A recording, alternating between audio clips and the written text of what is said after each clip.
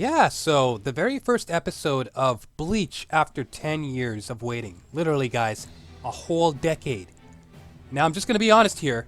Let me be honest for a second. This whole episode put me straight to sleep. What? Bro, what are you talking about, man? I know. And this only occurred after I watched it countless times. Let's go!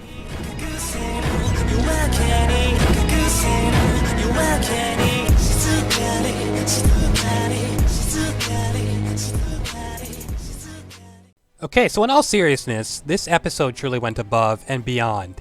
For the very first episode, it is already off to a very strong beginning. I am overjoyed to be watching Bleach after 10 years, and I know that many of you just couldn't get enough of that first episode. I couldn't either. By the way, I guess after so long, I would assume that it would make more sense to simply just call this episode 1, rather than calling it episode 367, because it has been a decade since the Fullbring arc concluded. I mean, yeah, technically you can personally call this episode whatever you want to call it. You may call it episode 367 if you wish, personally, but honestly to me, calling this episode 1 is much more comforting. To me, it just makes more sense because this is the start of something new, something beautiful, and it is certainly going to shake many viewers, such as myself, to the very core. Now, the Bleach anime is still being produced by Studio Period, but with an incredibly strong team of amazing individuals, as we already know, who have pushed themselves to great heights in order to bring us something absolutely sublime. And it is, to my understanding, that they even went to a temple in order to pray for this anime's succession, and that is actually a touching thing when you really think about it. I was 17 when the anime concluded all those years ago. I was 17. I'm literally 27 now. I'm 27 years old. To experience Bleach after that long, animated in a new and glorious way with better technology that is being used for animation these days, is actually beyond words, and it was certainly well worth the incredibly long wait. This episode was everything I wanted and so much more.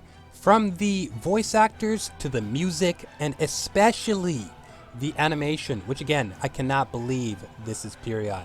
Absolutely unreal, and I know a lot of people were very, very skeptical when we got to that one trailer showing off the hollows in CGI. Lots of fans were discussing the use of CGI for the hollows, and they were worried.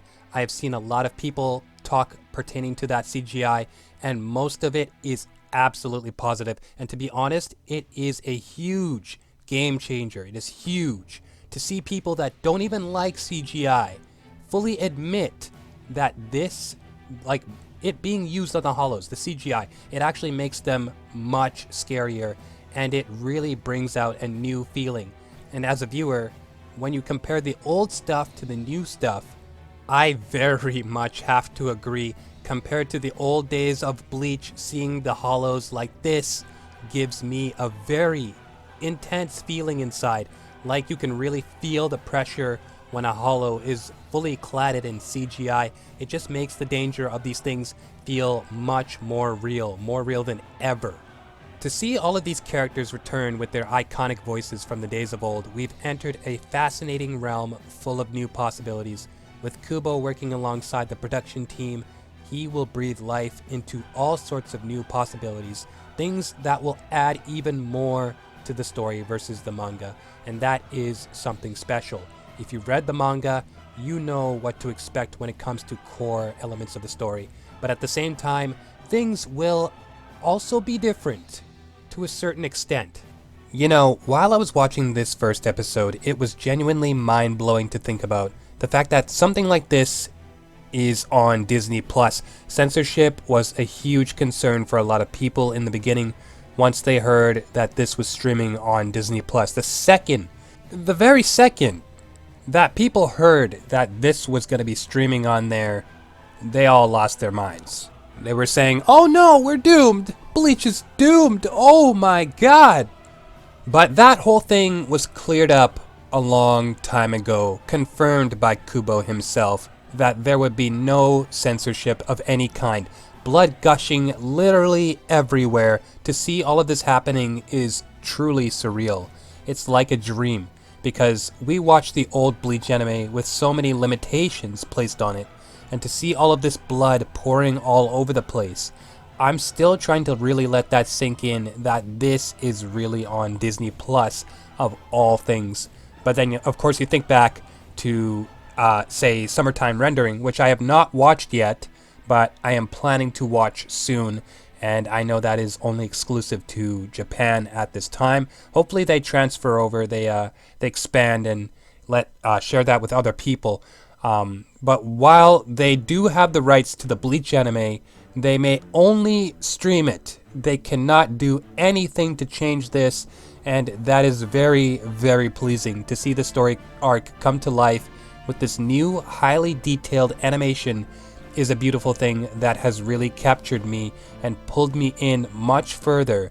And to hear Sagisu bringing us an entirely new batch of songs, it is a perfect combination, delivering a whole new feeling.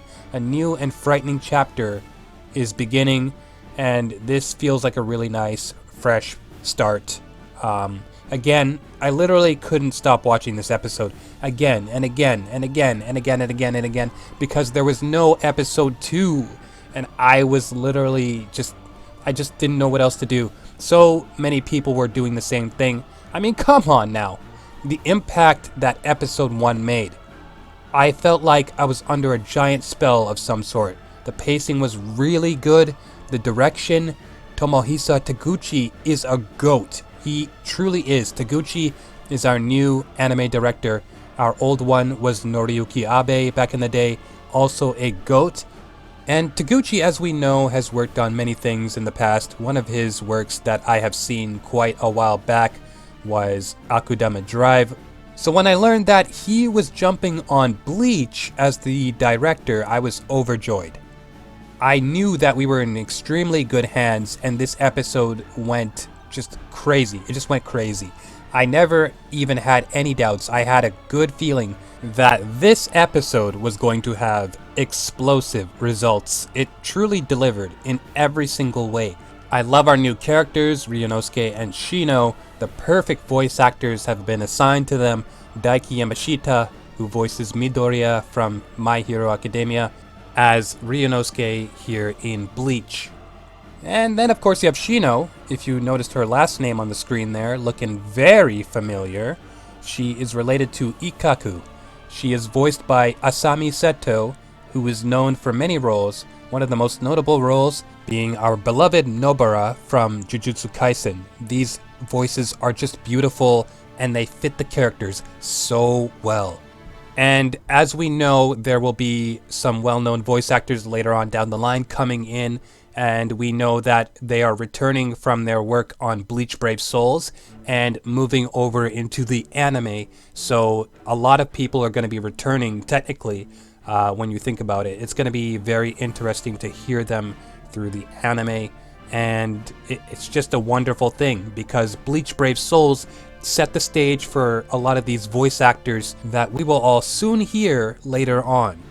For the episode itself, the way everything looks, the different angles in this episode, it was visually pleasing. The different tones of colors that they used and the backgrounds were all absolutely stunning, and I just couldn't get enough of that. I really couldn't. This has gone far beyond my imagination, everything that I had ever dreamed of, back during a time where I could only dream of this stuff actually happening. And it's now a full-on reality. It's honestly fair to say that this has easily surpassed all levels of expectation. It all looks amazing, and that cannot be said enough. Just the way this episode has so much detail, and they really have so many details where if you just sit there and you really pay attention, you can really see all these little things that they added in. And it just really surprises you as a viewer, the fact that, you know, they add in these little things that aren't noticeable at first, but if you re-watch the episode, you then notice, oh, that is there. That's really cool. That happened there. You know, like it's really, really cool. And it truly shows how passionate this group of individuals are who are bringing this to us, it really shows how much they care. The way they fully utilized the environments was nothing short of impressive. Again, the hollows were something else, bro. Like, they look so much more menacing with that CG, and I was just on the edge of my seat. Seeing young Soul Reapers get assigned to Karakura Town, a town that is already being protected by someone with unimaginable strength. Our MC, our substitute Soul Reaper, one of the most badass MCs in fiction, Ichigo Kurosaki. It took one episode for everyone to be saying peak fiction. I literally agree. Just the way our MC comes in, Ichigo coming in like a complete badass, about to take out all of these hollows with Orihime, Chad, and Uryu. I love Orihime's Sotenkishun. The way it looks, just the way it looks, the ripple effects, it is so pleasing to my eyes. I cannot get enough of that. I love how all of them come in and we got those really nice pink color introduction screens, which I thought was a really nice, lovely touch. I'm pretty sure that Chad killed some people. I'm pretty sure, man. He sent those hollows flying into that building. I have seen all of those memes. Absolutely hilarious, bro. And of course, we have Ichigo going overboard. He literally uses his Bankai. To those who don't know, in the manga, we never see him use it in that first scene, and the way he just unleashes that Getsuga Tensho, the white and black colors we see as it's being released on those hollows, that nice little color, it was just so cool. It was so cool. So the things here that I am noticing is that there seem to be bits and pieces from the first part of the manga versus this episode. There are bits and pieces that have been cut out, but there are also new scenes that are in there, so to speak. So this anime is obviously going to be playing out differently than what you would actually normally expect from the manga. It's just that scenes are moved here and there. Honestly, that is very hard to explain. I love the way this was all drawn out, and again, those backgrounds really just give off a really nice, just great feeling. The world of the living and the Soul Society both look incredible. Attention to the entire landscape. I loved seeing Ikkaku and Yumichika. It was nice to see those guys too, and you know, it was just truly breathtaking to see all of these characters come back with this new and improved version of number one playing in the background. My god, it seriously makes me wonder how Nothing Can Be Explained will sound. I'm just really trying to imagine that for a second. I'm assuming Sagisu has obviously cooked up a lot of remixes on original songs that were used back in the day. Eburn is a fascinating antagonist, and his voice actor brought out the best and most sinister feeling. The way he says, "Your Bankai ends here," in such a twisted, evil way was crazy. And can we talk about that German chanting? Oh my lord, that was beautiful. I got goosebumps. And the transitioning, the back and forth scenes between the world of the living and Soul Society, oh my god, man. Seeing Yama being visited by intruders wearing white cloaks with those masks on, and the very reflection of Old Man Yama, you can literally see it on one of their masks. That was absolutely clean. I love that. All of the detail, again, is such a great thing. Even the dust particles you can see flying around in the air is an absolute thing of beauty. I love it. I love it when animes do that. We got to see a tiny little taste of Yama's power again with him pulling out Ryujin Jaka for just a couple seconds. The flames were burning with intensity, and there were certainly many burning questions. And then of course we have Lieutenant Sasakibe, who is brutally wounded, trying to make his final report to the head captain, informing him of this new threat and the horrors of what they can do. At the same time, while Eburn is trying to take Ichigo's Bankai away, he's trying to really just egg him on to use Bankai. And the way that Sasakibe explains this danger, Mans is coughing up blood and just struggling trying to explain this, while it transitions around Ichigo fighting Eburn and that godly music playing in the background. Really a breathtaking scene that leaves you on the edge of your seat. All of it feels epic, and at the same time we know that a new danger is rising. It is brewing. The first episode allows you to feel that danger and how it's rising at an alarming rate. These Quincy's are not here to play around. They are playing for keeps. These Ryoka escape through shadows that envelop their bodies and vanish. I like how that happened with Eburn as well. And then through the black particles, we get nice darkness, soon transitioning, revealing a small blue light with all of those blue particles. Oh my god. And we see this nice, cool-looking fortress with Sagisu's music just taking off. I love that scene.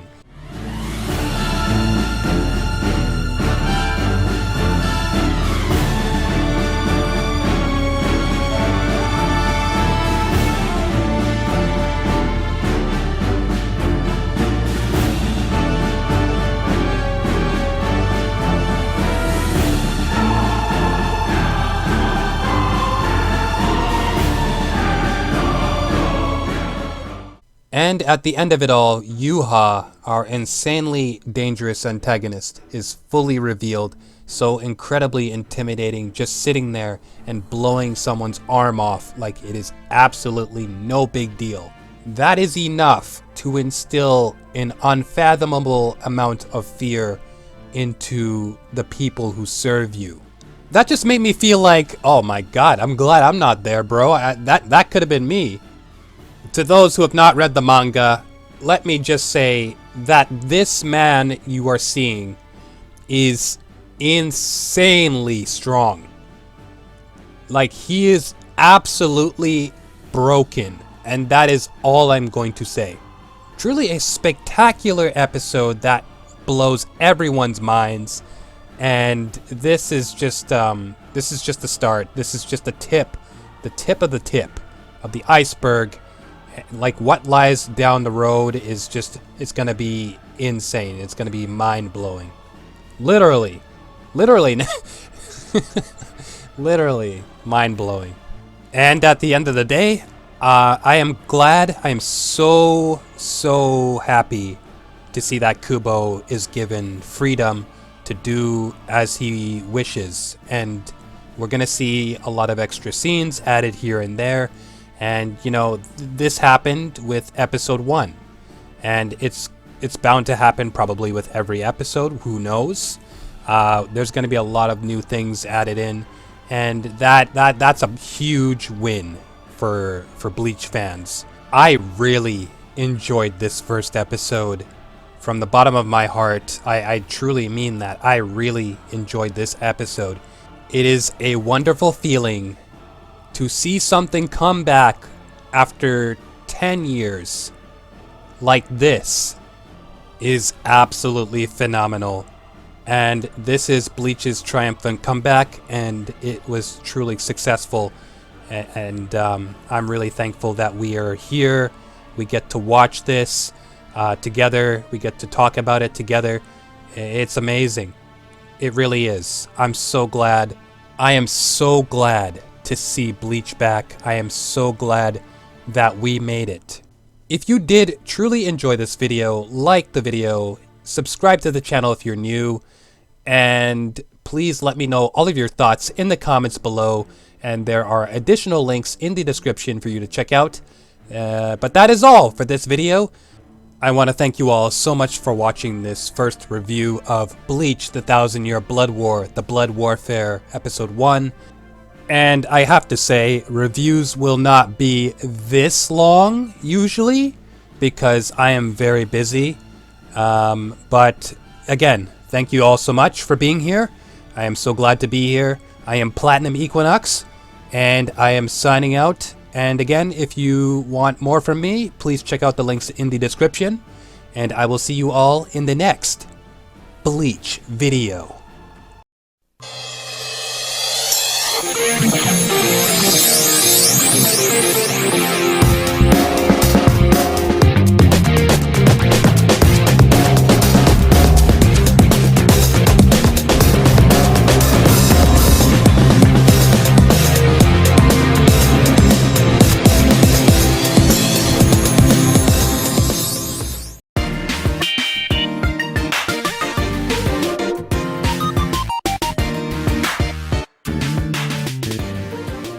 こんなもんかよ。挽回